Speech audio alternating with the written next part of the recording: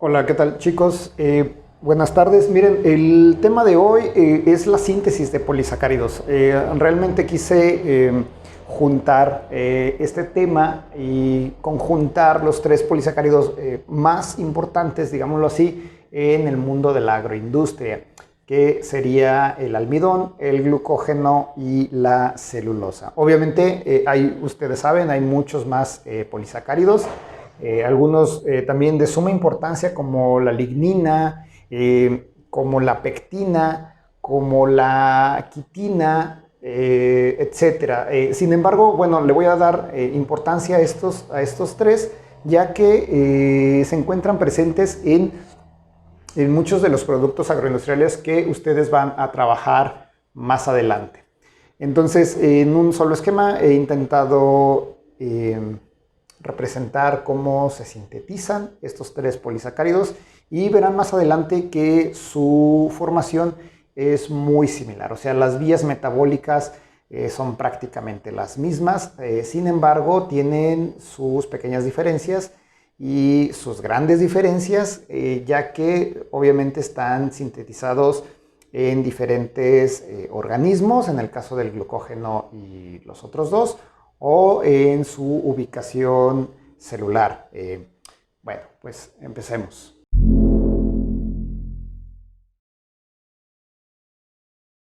Con la primera síntesis que quiero iniciar es con la glucogenogénesis. Por favor, pónganlo así cuando lo busquen en sus búsquedas en internet. Glucogenogénesis. Por favor, no se confundan con gluconeogénesis, porque, bueno, en esta estamos hablando de la formación del glucógeno. ¿Cómo inicia la síntesis de glucógeno? Bueno, inicia con una glucosa. Esta glucosa, recuerden muchachos, después de una ingesta de alimentos va a estar presente de manera libre en el torrente circulatorio, evidentemente después de ser absorbida por el tracto gastrointestinal, y esta glucosa va a viajar a través de la sangre a todos los diversos tejidos que componen el organismo, ¿no? el animal, ya seamos nosotros o ya sea algún animal cualquiera. Entonces, ¿qué pasa cuando llega al hígado y hay un exceso de esta glucosa? Bueno, el hígado y el cuerpo deciden almacenarlo en forma de glucógeno. Evidentemente también aquí están implicadas muchos más factores fisiológicos como la segregación de insulina, que es una hormona pancreática que, recuerden, es la que importa la glucosa desde el torrente sanguíneo hacia el interior de las células. Y bueno, y una vez adentro de la célula, del hepatocito, ¿no? Que es la célula que conforma el tejido del hígado, esa glucosa va a tomar este paso, que es propio de la glucólisis, va a fosforilarse en el carbono 6. Entonces va a formar glucosa 6-fosfato a través de la exoquinasa. Esto ya lo sabíamos. Evidentemente, ¿de dónde saca ese grupo fosfato? De un ATP. Lo que viene aquí diferente es que, diferente a la glucólisis, es que esa glucosa 6-fosfato va a transformarse en glucosa 1-fosfato. Este tipo de enzima, o esta enzima ya la habíamos visto en el ingreso de la galactosa. Si recordarán, la galactosa no entra de manera directa, sino que es intercambiada por una glucosa pegada a un UDP, que es exactamente estas reacciones que vienen más adelante. Entonces la glucosa se transforma, o más bien el grupo fosfato de la glucosa 6-fosfato cambia de lugar y se pega en el carbono 1, y entonces ahora tenemos glucosa 1-fosfato a través de la fosfoglucomutasa. Posteriormente, esa glucosa 1-fosfato es pegada a un UDP. Ese UDP proviene de un UTP, muchachos. Recuerden las bases nitrogenadas del RNA, ¿no? El uracilo, la timina, adenina, citosina. Entonces ese UTP es un equivalente de un ATP. Sin embargo, no tiene adenina, sino que tiene uracilo. Entonces ese UTP se rompe, ¿no? Y se pega ese UDP, o sea, es uridín difosfato. Y libera un pirofosfato. ¿Recuerdan un pirofosfato? Son dos grupos fosfatos pegados. ¿De dónde provienen esos dos grupos fosfato? Bueno, uno proviene de la glucosa y otro proviene del UTP. Entonces libera dos pirofosfatos. Esta enzima se llama glucosa 1-UDP, pirofosforilasa, ¿ok? Se llama pirofosforilasa porque libera pirofosfato y ponen el sustrato, ¿no? El sustrato en este caso sería la glucosa 1-UDP. Ya una vez que tenemos esta glucosa unida a un UDP, bueno, la siguiente enzima es clave en la síntesis del glucógeno, ya que es la glucógeno sintasa.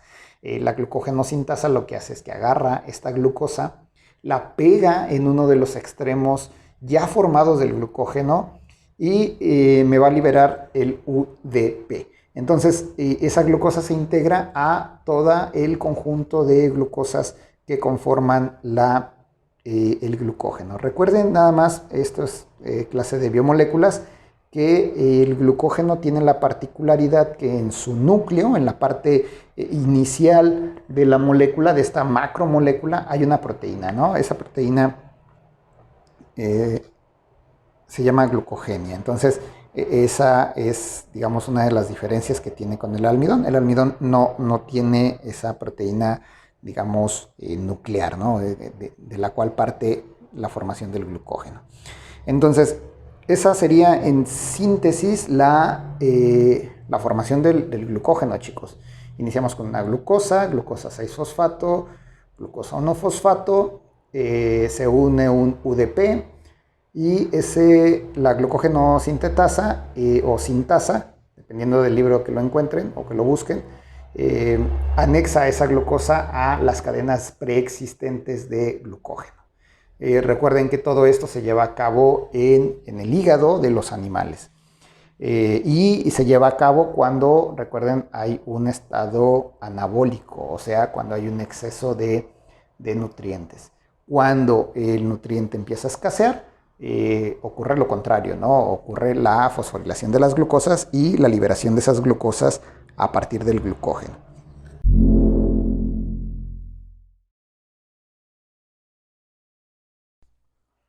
Por otro lado, chicos, tenemos la formación del almidón.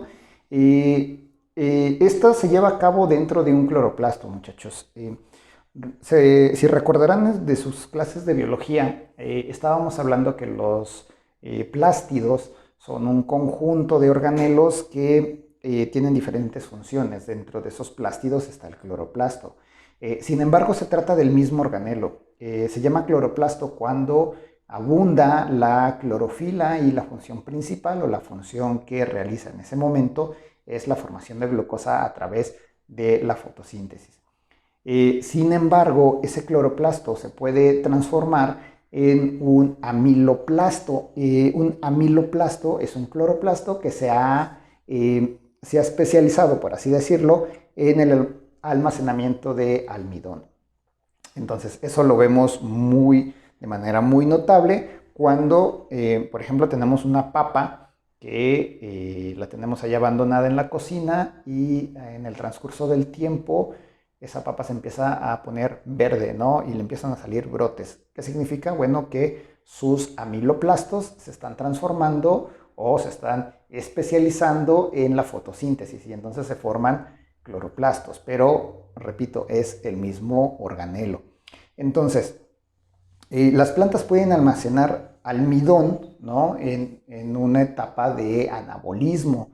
Esto es cuando empieza a crecer, por ejemplo, un fruto, sus cloroplastos se empiezan a llenar de almidón. Es por eso que en etapas tempranas de la formación de un fruto, este lo encontramos sin sabor. De hecho, lo encontramos hasta un poco desagradable al gusto, y esto es porque sus células están llenas de almidón y no están llenas de sacarosa o glucosa, que son azúcares sencillos y que nos van a dar ese sabor dulce, ¿no?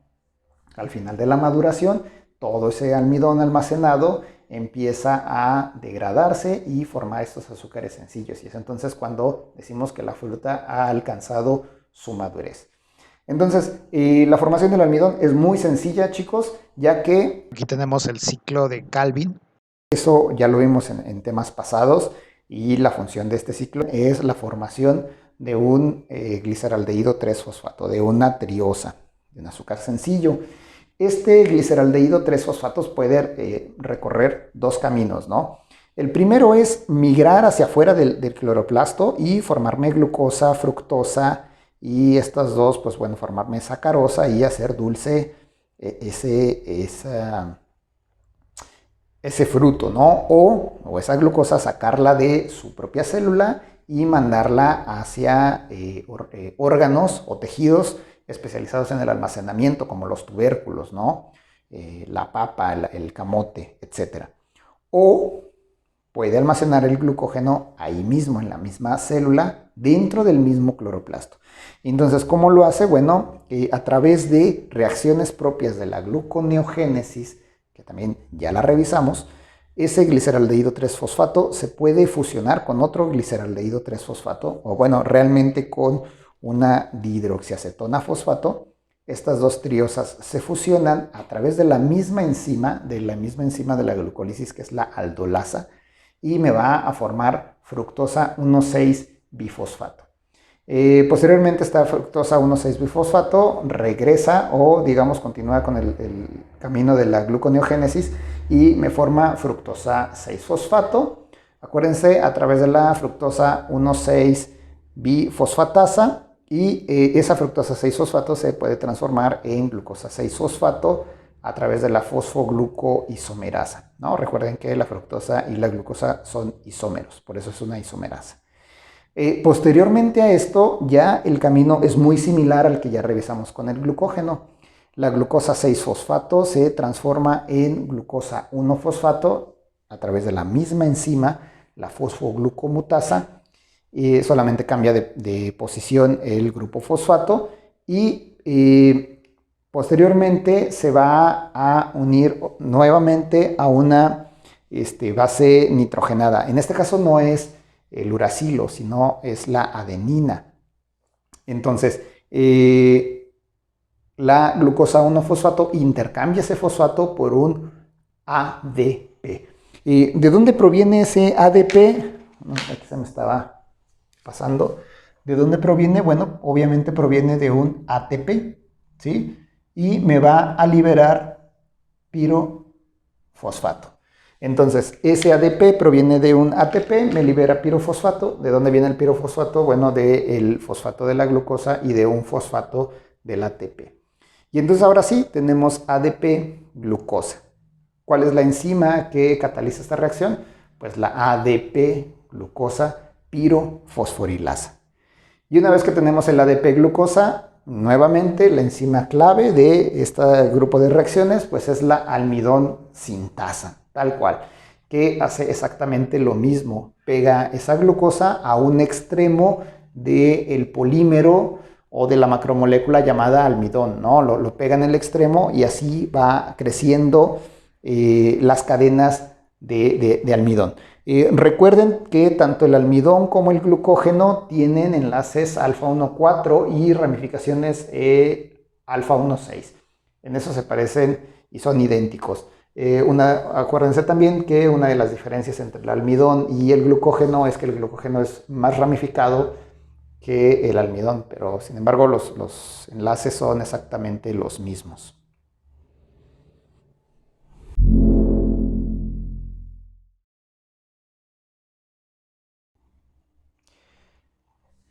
Y bueno, finalmente, dentro de la misma célula tenemos la síntesis de la celulosa. La celulosa, recuerden chicos, que es un polímero que está de manera extracelular.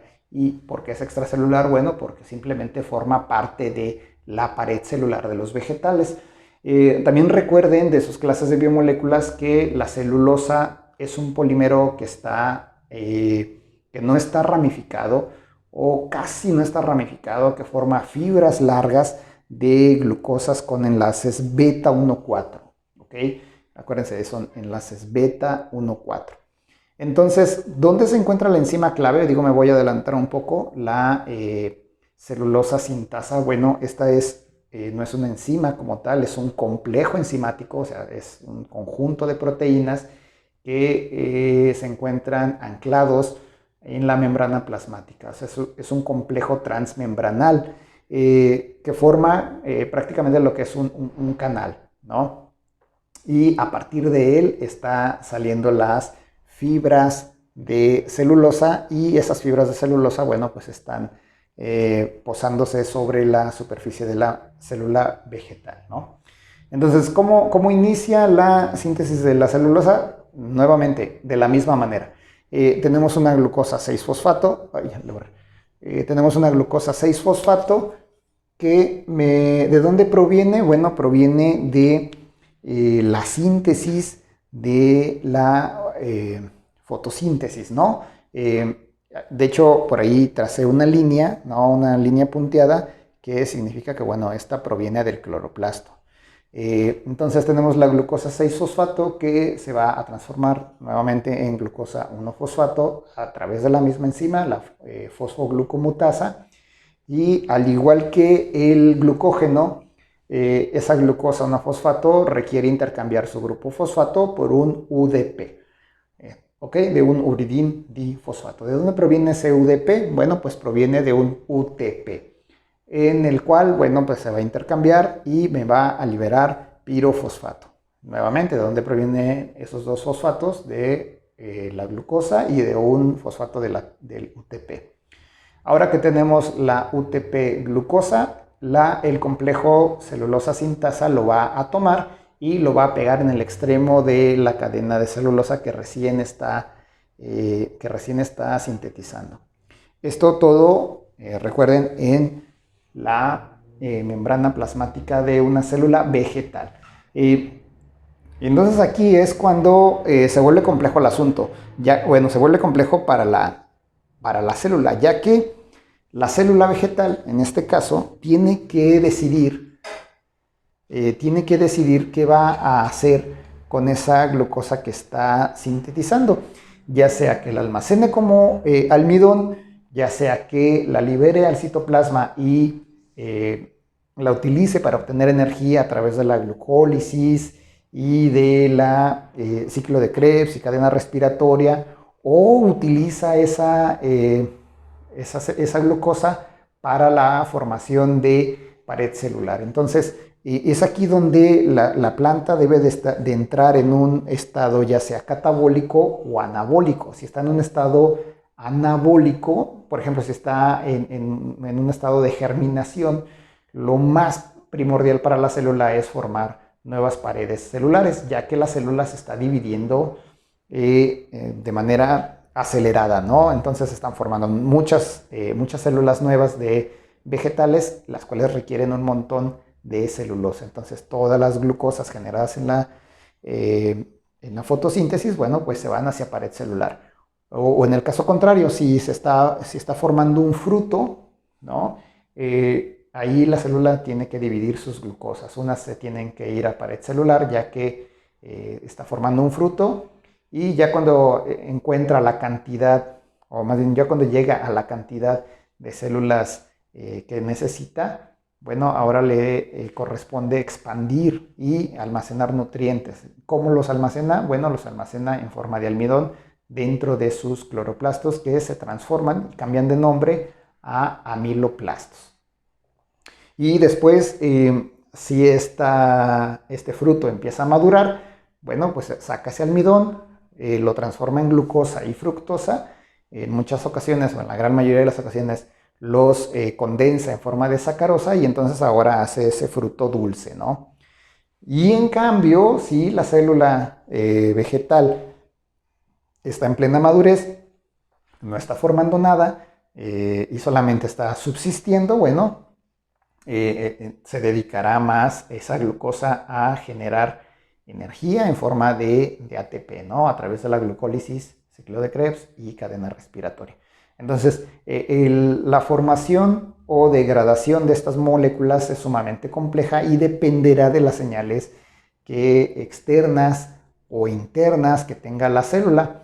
Y es el mismo caso con el glucógeno. El glucógeno se puede almacenar, ¿no?